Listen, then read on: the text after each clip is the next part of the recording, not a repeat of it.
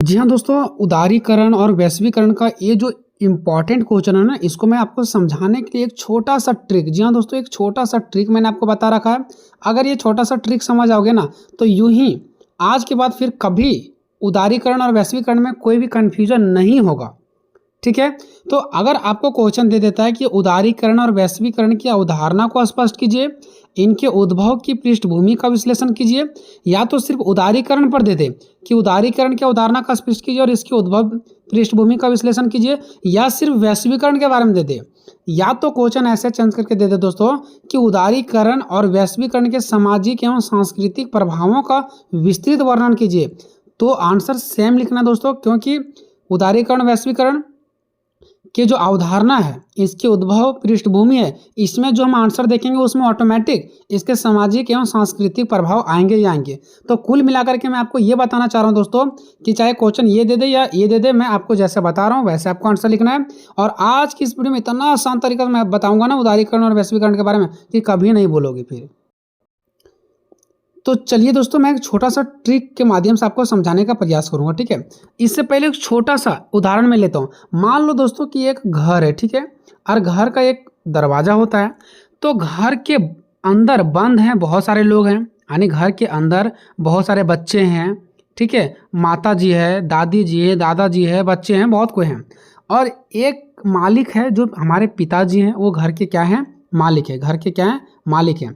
अब जो हमारे पिताजी है ना, वो घर से बाहर ना तो किसी को निकलने के लिए दे रहे हैं, ना तो बाहर के व्यक्ति को हमारे घर में आने का अनुमति दे रहे हैं। अब हमारे जो घर के अंदर है वो घर में ही रहो, घर में ही खाओ, और बाहर के व्यक्ति बाहर ही रहेंगे। मतलब घर के अंदर वाले जितने भी व्यक्ति उसको बाहर जाने का अनुमति हमारे पिताजी ने नहीं दिए हैं, वो दरवाज़ा पर ही खड़े हैं, दरवाज़ा को बंद कर दिए हैं, ठीक है? अब एक समस्या ऐसा आएगा कि घर के सारे जो रखा हुआ सामान है वो ख़त्म होने लगेगा।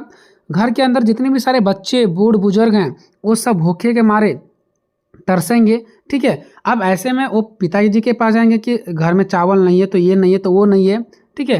तो पिताजी लाएंगे, लेकिन महंगाई भी बढ़ चुका है, तो वो कहाँ से लाएंगे? नहीं ला पाएंगे, ठीक है?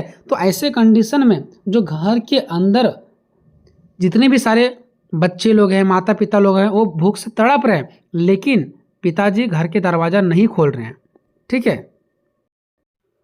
अगर मान लीजिए हो सकता है कि अगर पिताजी घर के दरवाज़ा खोल देते तो बच्चे लोग बाहर जाते, और बच्चे लोग अगर बाहर जाते, जो उसके माता है, दादा दादी लोग हैं, वो बाहर जाते, और बच्चे हो सकता है कुछ भी छोटा मोटा काम करके अपना जीवन रोटी चला लेता। हो सकता है भूख से जो मर रहे हैं वो खाना पीना कहीं मांग वूंग करके खा लेते, ठीक है?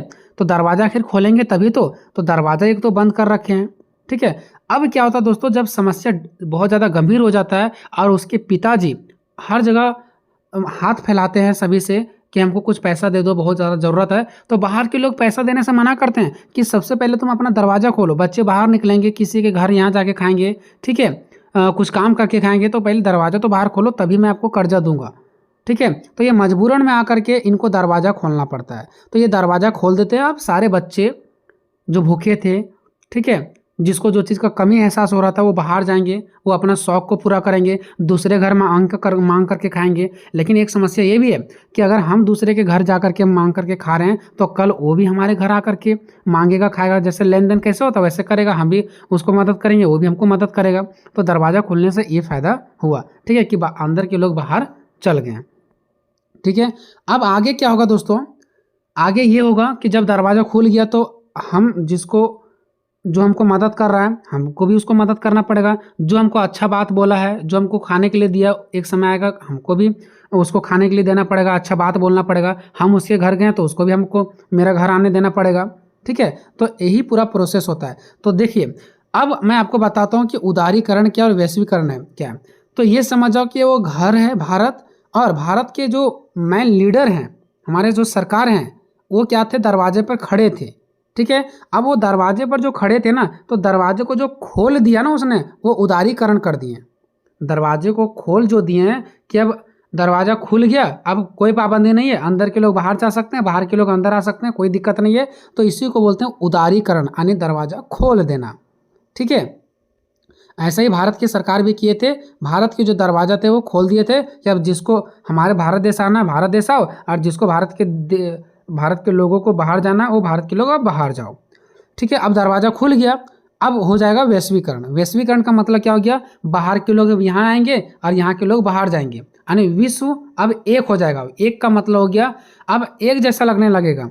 अगर कुछ हमको सामान बेचना होगा तो हम इस देश में आएंगे, और अगर इस देश को सामान बेचना होगा तो दूसरे देश में जाएंगे। तो ये हो गया वैश्वीकरण दोस्तों, जो दूसरे घर वाले मेरे घर और मेरे घर और उसके घर में हम जाकर के खा पी रहे थे, और दूसरे व्यक्ति हमारे घर में आकर के खा पिएंगे, इसको कहते हैं वैश्वीकरण। मतलब जो दरवाजा खुल गया वो हो गया उदारीकरण। और जो लोग आने जाने लगे, कुछ हो सकता है इसके घर में कोई सामान लेने के लिए आ गया, कल हम उसके घर में चले जाएंगे, तो जो अब पूरा सबका घर जो उस टोला में पूरा घर है ना, पूरा गांव जो है ना, वो अब एक जैसा लगने लगेगा, तो उसको बोलते हैं वैश्वीकरण। दरवाजा खोल दिया, उदारीकरण।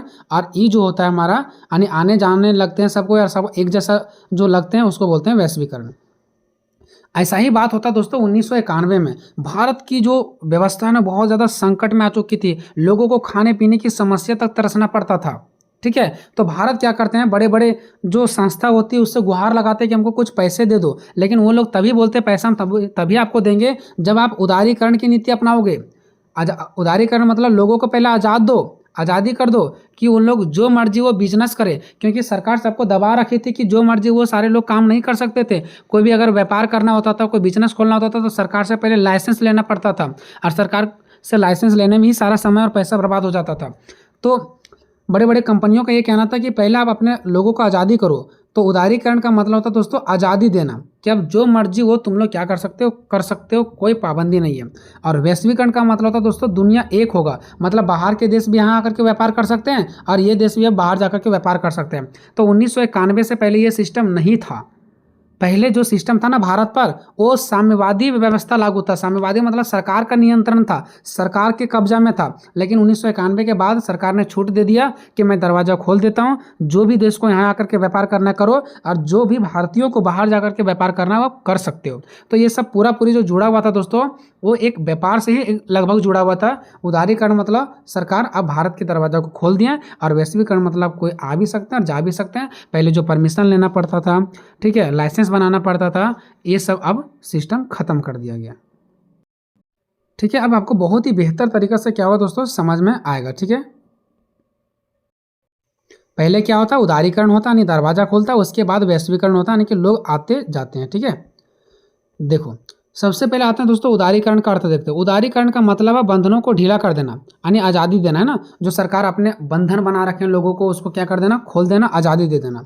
1991 से पहले भारत में कोई भी नया व्यापार शुरू करने, फैक्ट्री लगाना और विदेश से सामान मंगवाने के लिए सरकार से ढेर सारी अनुमतियाँ यानी कि परमिशन लेने होते थे। देख लो, यानी 1991 से पहले भारत में कोई भी अगर व्यक्ति व्यापार करना शुरू करना चाहता है, यानी बिजनेस करना चाहता है, फैक्ट्री लगाना चाहता है, या तो कोई दूसरे देश से कोई सामान मंगवा रहा है, या दूसरे देश कमाने के लिए जाना चाहता है, तो ये सब के लिए बहुत सारे सरकार से अनुमति, लाइसेंस लेना पड़ता था, तभी वो कर सकते थे। तो ऐसे कंडीशन में पैसे बहुत ज़्यादा खर्चा हो जाते थे, तो गरीब लोग भूखे मर रहे थे, वो ऐसा काम नहीं कर पा रहे थे। अब इसे लाइसेंस राज कहा जाता था। ठीक है, इसे लाइसेंस राज कहा जाता था क्योंकि सरकार से लाइसेंस लेना पड़ता था, परमिशन लेना पड़ता था ये सब काम करने के लिए। जब सरकार ने कड़े नियम, टैक्स, सरकारी नियंत्रण को कम यानी कि खत्म कर दिया ताकि व्यापार करना आसान हो सके, तो उसे उदारीकरण कहा गया। यानी जो कड़े कड़े नियम लगा के रखे थे कि कोई भी काम करने से पहले आपको पूछना पड़ेगा, टैक्स लगा के रखे थे, सरकार का नियंत्रण था, सरकार अपने कब्जे में कर रखे थे, अब ये सब सिस्टम को खत्म कर दिया गया। जब खत्म कर दिया गया यानी कि दरवाजा खुल गया, अब व्यापार करना बहुत आसान हो गया, लोगों को आने जाने में आसान लगने लगा, लोगों को कोई भी उद्योग शुरू करने में, फैक्ट्री लगाने में अब आसान होने लगा। इसी को कहते हैं दोस्तों उदारीकरण। ठीक है, जो कि मैंने आपको ऊपर ही समझा दिया था। ठीक है, अब देखो उदारीकरण में क्या होता है, प्राइवेट कंपनियों को आगे बढ़ने का मौका मिलता है। जो प्राइवेट लोग होते हैं वो अब अपना अपना कंपनी खोल सकते हैं, जिसको जो लगेगा, जिस चीज़ के बारे में लगेगा वो अपना नया नया कंपनी खोल सकता है और आगे बढ़ सकते हैं।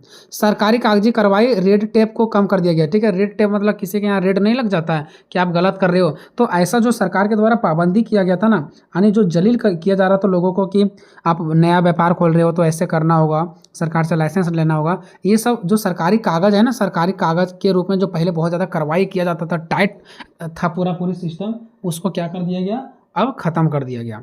विदेश कंपनियों को भारत में पैसा लगाने की छूट दे दिया गया। जो विदेश कंपनी थी, बाहर की जो बड़े बड़े कंपनी थे ना, अब वो भारत आ सकते हैं, यहाँ पर पैसे लगा सकते हैं। पैसे लगा सकते हैं मतलब अपना वो यहाँ बिजनेस कर सकते हैं, कोई दिक्कत नहीं है। और भारत के लोग भी बाहर जाकर के व्यापार कर सकते हैं। और वैश्वीकरण का क्या मतलब होता है दोस्तों? देखो, उदारीकरण मतलब भारत का दरवाजा खुल गया। अब वैश्वीकरण का मतलब हो गया बाहर वाले यहाँ पर आओ और यहाँ वाले बाहर जाओ। ठीक है, वैश्वीकरण मतलब विश्व को एक होना। अब जब कोई लोग हमारे यहाँ आएंगे, हम वहाँ जाएंगे, तो हम नहीं लगेगा कि हम लोग सब अब एक हो गए। तो वैश्वीकरण में मतलब भी होता है विश्व का एक होना, यानी सभी देशों का एक होना। इसका मतलब है पूरी दुनिया एक बाजार बन जाना, यानी एक बाजार बन जाना, कि हम भी आपके देश में कुछ बेचने के लिए जाएंगे, आप भी हमारे देश में कुछ बेचने के लिए आओ। अभी चाइना है तो बहुत सारे चाइना का लाइट वगैरह, चाइनीज फूड हो गया, ये सब हम भारत में चल रहा है, खा पी रहे हैं। कुछ हमारे भी ऐसा चीज़ है जो दूसरे देश वाले यूज कर रहे हैं। ठीक है, तो इसका मतलब होता है पूरा दुनिया एक बाजार बन जाना, यानी एक पूरे दुनिया एक साथ जुड़ जाना, अर्थात तो दुनिया का एक हो जाना ही हमारा वैश्वीकरण है ना। जब किसी भी देश की अर्थव्यवस्था मतलब होता है दोस्तों हमारे पूरे देश की पूरे सिस्टम से, हमारा देश में क्या खान पान है, कितना पैसा आ रहा है, कितना जा रहा है, कौन सा माल हमारा देश में दूसरे देश से आ रहा है, हमारा देश से दूसरे देश में माल जा रहा है, कौन वस्तु आया, कौन वस्तु गया, ये पूरा जो सिस्टम है ना हमारे देश को, उसको बोलते हैं अर्थव्यवस्था। तो जब किसी भी देश की अर्थव्यवस्था या तो फिर कोई रीति रिवाज संस्कृति या तो फिर समाज दुनिया के अन्य देशों के साथ खुल करके जुड़ जाते हैं तो उसे वैश्वीकरण कहते हैं। जैसे मान लो दोस्तों एक भारत और पाकिस्तान का एग्जांपल ले लेते हैं। अगर भारत की जो अर्थव्यवस्था है, भारत की जो संस्कृति रीति रिवाज है और भारत की जो समाज है वो पाकिस्तान में जाकर के घुल मिल जाए, ठीक है, या तो हमारे रीति रिवाज को देख करके पाकिस्तान अपना ले, ठीक है, तो उसी को हम लोग वैश्वीकरण कहते हैं। क्योंकि जब हम लोग जाएंगे पाकिस्तान सामान बेचने के लिए तो वो लोग सिर्फ हमारे सामान को ही नहीं खरीदेंगे ना, वो लोग हमारा संस्कृति को भी देखेंगे कि इन लोगों का रहन सहन कैसा है, और हमारा देख करके उन लोगों को अगर अच्छा लगेगा तो हमारा संस्कृति को उन लोग अपनाएंगे, नहीं अच्छा लगेगा तो नहीं अपनाएंगे। हो सकता है हम सामान बेचने के लिए वहाँ गए और उन लोगों का संस्कृति को हम अपना लिए, या तो फिर हमारा जो समाज में रीति रिवाज है वो पाकिस्तान लोग अपना लिए, या तो वहाँ का जो समाज का रीति रिवाज है वो हम लोग अपना लेंगे। तो एक दूसरे के साथ रहते रहते या तो फिर दूसरे देश के साथ रहते रहते ऐसा जुड़ाव हो जाता है कि या तो वो हमारे संस्कृति रीति रिवाज को जानने लगते हैं, ठीक है, और वो अपनाने लगते हैं, या तो हम दूसरे की ही संस्कृति रीति रिवाज को अपनाने लगते हैं। इसी को कहते हैं हम लोग दोस्तों वैश्वीकरण। ठीक है, यानी कि हमारा अर्थव्यवस्था, हमारा संस्कृति, हमारा समाज जब दुनिया के दूसरे देश के साथ जुड़ जाता है, या तो दूसरे देश का संस्कृति रीति रिवाज हमारे साथ जुड़ जाता है, तो उसको वैश्वीकरण कहते हैं। आज आप भारत में बैठकर अमेरिका का आईफोन, आप नहीं लिखिएगा, ठीक है, यहाँ पर ऐसे लिखना है, भारत में बैठ कर के अमेरिका का आईफोन इस्तेमाल करते हैं। ठीक है, आज हम क्या करते हैं, भारत में बैठे रहते हैं लेकिन अमेरिका का फ़ोन इस्तेमाल करते हैं। तो ये सब वैश्वीकरण की वजह से ही संभव हो पाया। क्यों? क्योंकि जब छूट दिया सरकार तो बाहर वाले, ठीक है, अमेरिका वाले भारत में मोबाइल भेजें, आए हैं, ठीक है, तो यहाँ पर हम लोग मोबाइल इस्तेमाल कर रहे हैं, ठीक है, तो लगा नहीं उनका मोबाइल बहुत अच्छा है तो उसका मोबाइल का हम लोग यूज कर रहे हैं। तो ये वैश्वीकरण के कारण नहीं हुआ। अगर सरकार दरवाज़ा नहीं खोलती तो आईफोन यहाँ पर आता ही नहीं। सामान हो गया, कोई सेवा हो गया, सेवा मतलब कोई भी वस्तु वगैरह लेन देन करना, पैसा हो गया, विचार हो गया, विचार भी होता है। बहुत सारे देश हमारे यहाँ विचार लेने आते हैं कि आगे हमको क्या करना है, थोड़ा सुझाव दीजिए, या तो फिर हमारे ही प्रधानमंत्री दूसरे देश जाते हैं किसी से विचार लेने के लिए। तो ये सब का एक देश से दूसरे देश में बिना किसी रुकावट के प्रवाह हो जाता है, यानी चल जाता है या आ जाता है। यानी कोई सामान, कोई विचार, कोई पैसा एक देश से दूसरे देश जब जाता है, यानी लेन देन होता है ना, तो इसी को बोलते हैं वैश्वीकरण, है ना। इंटरनेट, कंप्यूटर और तेजी परिवहन मतलब कोई भी सामान एक जगह से दूसरी जगह जाना, ठीक है। इंटरनेट के माध्यम से तुरंत हम लोग एक चीज़ से दूसरे चीज़ जगह भेज सकते कुछ भी, है ना। कंप्यूटर के माध्यम से भी तेज परिवहन हुआ, यानी जैसे एरोप्लेन है, जहाज है, तो इसको हम बोल सकते हैं ये तेज परिवहन है, मतलब कोई भी सामान को तुरंत यहाँ से वहाँ पहुँचा देता है। तो ये सभी ने इसमें सबसे बड़ी भूमिका निभाई वैश्वीकरण करने में, यानी विश्व को एक करने में। इसका सामान उसमें भेजना, वहाँ का सामान यहाँ भेजना, ये समय जो हमारा भूमिका जो निभाया ना वो इंटरनेट, कंप्यूटर और तेज परिवहन ने। तेज परिवहन मतलब जो तेज चलने वाली गाड़ियाँ हैं, एरोप्लेन है, ट्रेन है, ये सब भी, और कंप्यूटर और इंटरनेट भी, क्योंकि यहीं के माध्यम से हम लोग इंटरनेट के माध्यम से या कंप्यूटर के माध्यम से कुछ मंगवाना होता है तो हम लोग क्या करते हैं, टाइप करते हैं, मैसेज करते हैं, ऑर्डर करते हैं, तो हमको यहाँ पर मिल जाता है। तो ये वैश्वीकरण के कारण ही संभव हो पाया। अगर मैं उदाहरण के रूप में देखूं दोस्तों, तो उदारीकरण वह चाबी है, उदारीकरण एक चाबी है जिससे भारत के दरवाज़ा खोल दिए जाते हैं, और वैश्वीकरण वह हवा है जो उस दरवाजे से होकर के पूरे देश में फैल जाते हैं। मतलब पूरे देश में फैल जाते हैं मतलब क्या, दरवाज़ा खुल गया, उदारीकरण हो गया, बाहर के लोग अंदर आएंगे, अंदर के लोग बाहर जाएंगे, जो कि मैंने आपको घर वाला डिफिनेशन दिया, यानी हवा अंदर का बाहर, बाहर का अंदर चल जाएगा, यानी कि दूसरे देश के लोग हमारे देश, हमारे देश के लोग दूसरे देश जाएंगे आएंगे, वो हमारा वैश्वीकरण कहलाता है। अब देखते हैं दोस्तों इनके उद्भव और पृष्ठभूमि कि आखिर भारत को ऐसा क्यों लगा कि हमको उदारीकरण और वैश्वीकरण की नीति अपनाना चाहिए? क्योंकि इससे हमारा देश का विकास हो ही नहीं रहता। जब तक हम दूसरे देश में जाकर के सामान नहीं बेचेंगे, जब तक हमारे देश के लोग दूसरे देश में जाकर के कमाएंगे नहीं, तब तक अपना भरण पोषण हो ही नहीं सकता है। और दूसरे देश के लोग भी जब यहाँ आएंगे, हो सकता है कोई चीज़ सस्ता कीमत पर बेचेंगे तो गरीब लोग उसको खरीद भी पाएंगे। तो जब तक कुछ लोग आएंगे नहीं यहाँ और हम लोग जाएंगे नहीं, तब तक विकास कैसे होगा? तो ये जब संकट हमारा भारत देश में आया ना, तब यहाँ के सरकार उदारीकरण और वैश्वीकरण की नीति को अपना लिए। लेकिन वो संकट कौन कौन सा था दोस्तों? तो पहला संकट 1991 का आर्थिक संकट, यानी पैसों की कमी। यानी 1990 से 91 में भारत की आर्थिक स्थिति बहुत ही खराब हो चुकी थी। भारत के पास विदेशों से तेल और अन्य जरूरी सामान खरीदने के लिए मात्र 2 हफ्ते का विदेशी मुद्रा भंडार बचा था। विदेशी मुद्रा मतलब दोस्तों विदेश का पैसा, जिससे हम तेल खरीद सकते थे, सामान खरीद सकते थे। मतलब भारत इस चरम सीमा पर आ चुका था कि मात्र उनके पास 2 ही हफ्ता तक वो पैसा बचा था जिससे वो बाहर के सामान को खरीद सकते थे। उसके बाद इनका सिस्टम बंद हो जाता। तो ऐसा, अब इस समस्या का सॉल्यूशन कैसे किया गया? तो उदारीकरण और वैश्वीकरण की नीति को अपना करके, ताकि ये नीति अपनाया जाएगा तो भारत के लोग दूसरे जगह जाकर के पैसा वैसा कमा सकेंगे और दूसरा देश से हमारा दोस्ती रहेगा, तभी तो वो हमको पैसा के रूप में मदद करेंगे ना पैसा। अब हम चुप दरवाज़ा लगा करके बैठे रहेंगे तो ना हमारे यहाँ कोई आएगा, ना हम किसी यहाँ जाएंगे, तो कौन हमको मदद करेगा? तो इसीलिए ये प्रॉब्लम के कारण इनको लगा नहीं, उदारीकरण और वैश्वीकरण होना चाहिए। दूसरा, सोवियत संघ का विघटन। उसी समय सोवियत संघ खत्म हुआ था। तो सोवियत संघ खत्म हुआ था, इसका पतन हुआ था। ये युद्ध में हार गए थे, इसलिए इसका पतन हो गया था, खत्म हो गया था। तो भारत को इससे क्या लेना देना था? कोई लेना देना नहीं था। लेकिन यहाँ से भारत को एक सीख मिला। क्या मिला? सो देखिए, उस दौर में जब सोवियत संघ साम्यवादी विचार टूट गया, उस समय सोवियत संघ में भी साम्यवादी ही विचार था। साम्यवादी विचार मतलब सरकार के ही नियंत्रण में सारा कुछ होता था, सारा कुछ कब्जा सरकार के हाथों में था। कोई भी फैक्ट्री लगा रहा है, कोई बिजनेस कर रहा है, तो सरकार से पूछना पड़ता था, जिसके कारण वहाँ की जनता लोग बेबस हो गए और आंदोलन छिड़ दिए और सोवियत संघ का विघटन हो जा गया। इसी से भारत को एक सीख मिला कि यहाँ पर सरकार का नियंत्रण नहीं चलने वाला है। व्यापार करना, फैक्ट्री लगाना, ये सब पर जनता को छूट दे दिया जाना चाहिए, ताकि वो लोग जो मर्जी वो करें और पैसा कमाए और अपना जीवन चलाए। ठीक है। और इसी के कारण सोवियत संघ का विघटन हुआ था, क्योंकि वहाँ पर सारा चीज़ों पर हक सरकार का था। इसी को साम्यवादी कहा गया। इससे यह साबित हो गया कि सरकार द्वारा पूरी तरह अपने कब्जे में रखना लंबे समय तक नहीं टिक सकती। यानी सरकार अगर कोई भी चीज़ों को अपने कब्जा में रख रहा है ना, तो ये लंबे समय तक नहीं टिक सकता है। और पूंजीवाद और खुले व्यापार की मांग बढ़ गया। उस समय पूंजीवाद और खुला व्यापार का मांग बढ़ गया। पूंजीवाद मतलब क्या? कि लोग अपने मर्जी से जैसे चाहे वैसे व्यापार कर सकते हैं, जा सकते हैं, आ सकते हैं। खुला व्यापार होना, पूंजीवादी उसी को कहा गया, खुला व्यापार होना। ठीक है। तो इसी का मांग बढ़ गया। ये नहीं कि सरकार उसके ऊपर दबाव लगा के रखे, नहीं तुमको फैक्ट्री नहीं लगाना, व्यापार नहीं करना है, खुला व्यापार। ठीक है। तो ये पहला। दूसरा सीख ये मिला भारत के सरकार को कि हम लोगों को भी खुला व्यापार करना चाहिए। खुला व्यापार मतलब उदारीकरण और वैश्वीकरण करना। नेक्स्ट, अंतर्राष्ट्रीय संस्थाओं का दबाव।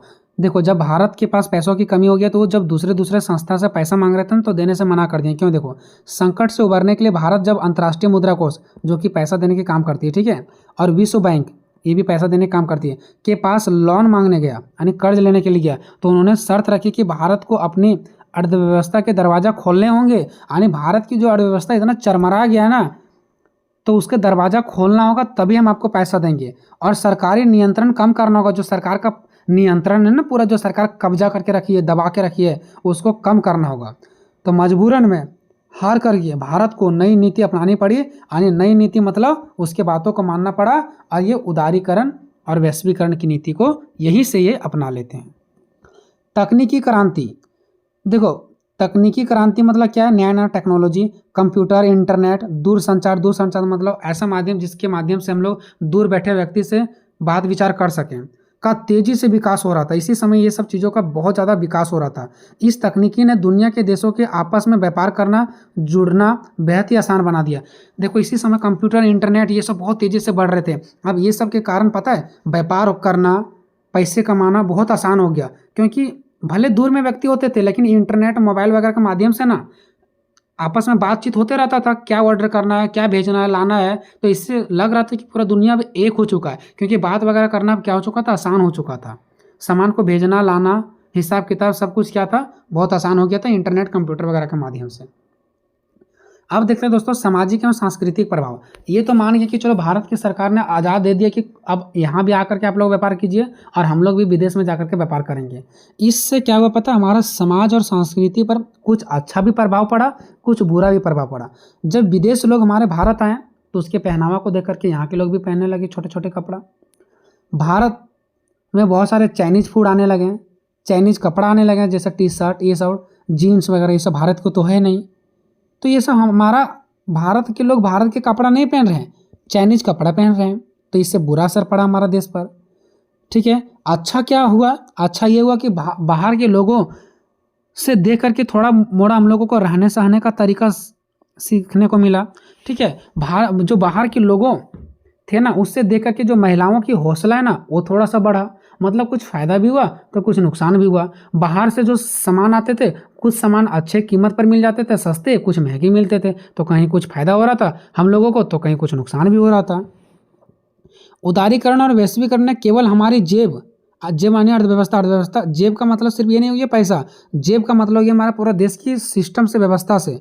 तो ये जो उदारीकरण और वैश्वीकरण है ना, ये हमारी सिर्फ अर्थव्यवस्था को नहीं बदला, बल्कि हमारे रहने सहने, खाने, सोचने, बात करने के सब तरीकों को पूरी तरह से बदल दिया।